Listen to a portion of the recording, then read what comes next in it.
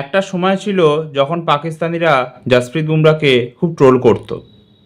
মানে জাসপ্রীত বুমরা যখন ডেবিউ হয়েছিল বা তারপরে বলতো যে জাসপ্রীত বুমরার মতো বোলার তো আমাদের অলিতে গলিতে পাওয়া যায়, আমাদের লাহোরের একটা ক্লাবে এরকম 10-15টা জাসপ্রীত বুমরা পাওয়া যাবে।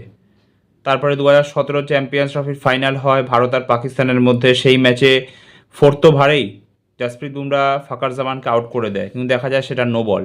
তারপরে সেই ফাকার জামান 114 রান স্কোর করে দেয় এবং পাকিস্তানও সেই ম্যাচটা নিজেদের নামে করে নেয়। কিন্তু আজকে পুরোপুরি সিনারিও পাল্টে গেছে এবং প্রত্যেক পাকিস্তানি এখন এক কথাই বলছে যে কাশ আমাদের কাছে শাহিন শাহ আফ্রিদি, নাসিম শাহ, হ্যারিস রউফের জায়গায় যদি একটা জাসপ্রীত বুমরা থাকতো, তাহলে হয়তো 2017 চ্যাম্পিয়ন্স ট্রফির পরে আমরা আরও একটা কি দুটো আইসিসি ট্রফি জিতে যেতাম, আরও 2-3খানা এশিয়া কাপ জিতে যেতাম 2012 পর থেকে।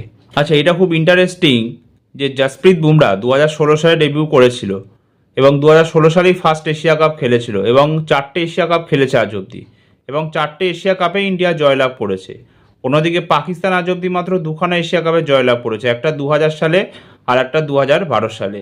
আচ্ছা, রিসেন্ট যে টি20 ওয়ার্ল্ড কাপ হলো 2026-এ হোক বা 24-এ, দুটোতেই ভারত জয়লাভ করেছে এবং দুটোতেই জাসপ্রীত বুমরা কিন্তু দারুণ কন্ট্রিবিউশন। 2024-এ 8 ম্যাচে 15খানা উইকেট নিয়েছিল, প্লেয়ার অফ দ্য টুর্নামেন্ট হয়েছিল, সেমিফাইনালে 2 উইকেট নিয়েছিল, ফাইনালে 2 উইকেট নিয়েছিল, পাকিস্তানের সাথে ম্যাচে ম্যান অফ দ্য ম্যাচ হয়েছিল 3 উইকেট নিয়ে। আচ্ছা, 2026-এ টি20 ওয়ার্ল্ড কাপে 8 ম্যাচে 14খানা উইকেট নিয়েছে, ফাইনালে ম্যান অফ দ্য ম্যাচ হয়েছে।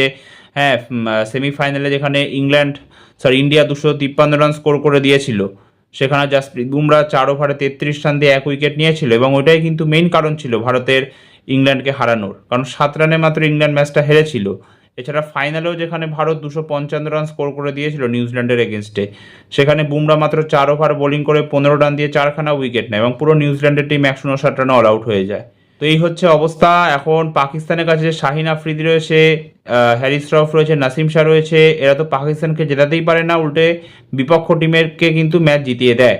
সেটা আমরা বারবার দেখতে পাচ্ছি যে বিপক্ষ টিমের হয়ে কীভাবে এরা ম্যাচ জেতায়। ক্রাঞ্চ মোমেন্টে এরা পারফর্ম করতে পারে না, বারবার পাকিস্তানকে হারিয়ে দেয়। তো অ্যাজ অ্যান ইন্ডিয়ান খুব প্রাউড ফিল হয় যখন ভাবি যে জাসপ্রীত বুমরার মতো বোলার আমাদের কাছে রয়েছে, এবং এই জন্যই বিসিসিআইয়ের কাছে আমি একটাই রিকোয়েস্ট করতে চাই যে জাসপ্রীত বুমরাকে যেন ঠিকঠাক সামলে রাখা হয়, কারণ জাসপ্রীত বুমরাকে এখনও কিন্তু অনেক বছর ইন্ডিয়ার হয়ে খেলতে দেখতে চাই আমরা। 2031 সালে ওডিআই ওয়ার্ল্ড কাপ আছে না, তো সেই 2031 সাল অবধি কিন্তু বুমরাকে আমরা দেখতে চাই। এর মাঝে অনেকগুলো আইসিসি টুর্নামেন্ট রয়েছে 2031-এর ওডিআই ওয়ার্ল্ড কাপের আগে অবধি, যেমন 2027 ওডিআই ওয়ার্ল্ড কাপ রয়েছে, 2029-এ চ্যাম্পিয়ন্স ট্রফি রয়েছে, এছাড়া 2028 আর 30-এ টি20 ওয়ার্ল্ড কাপ রয়েছে, 2028 অলিম্পিক্সও রয়েছে। তো বুমরাকে সবগুলোতে দেখতে চাই খেলতে, এবং চাই ইন্ডিয়া যেন অ্যাটলিস্ট 2-3খানা আইসিসি ট্রফি আরও জিতে যায় এর মধ্যে। তো বুমরার ওয়ার্কলোডটা কিন্তু ঠিকঠাক ম্যানেজ করতে হবে।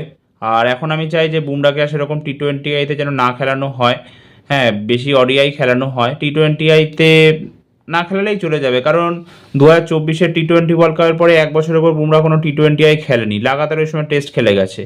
হ্যাঁ, তারপরে সেই 2025-এর এশিয়া কাপ হলো, সেখান থেকে আবারও কামব্যাক করলো টিমে। আর ওডিআইতে এমনিও খেলছেই না লম্বা সময় ধরে, সেই 2023-এর 19শে নভেম্বর লাস্ট ওডিআই খেলেছিল, ওডিআই ওয়ার্ল্ড কাপ ফাইনাল যে ম্যাচটা হয়েছিল সেই ম্যাচে। তারপর থেকে তো ওডিআই খেলেই নিও। তো এখন যদি লাগাতার ওডিআই খেলে তাহলে সমস্যা কোথায়? ওডিআই খেলুক এখন লাগাতার, সেটাই আমরা চাই যে ও টিমে কামব্যাক করুক ওডিআই টিমে। আর টেস্টে তো আছেই, বুমরা নিয়ে তো কোনো প্রশ্নই নেই, টেস্টের 1 নম্বর বোলার এখনও। তো এই ভিডিওটা এতটাই, আবার দেখা হবে একটা নতুন ভিডিওতে। ততক্ষণ সবাই সুস্থ থেকো, সাবধানে থেকো, ধন্যবাদ।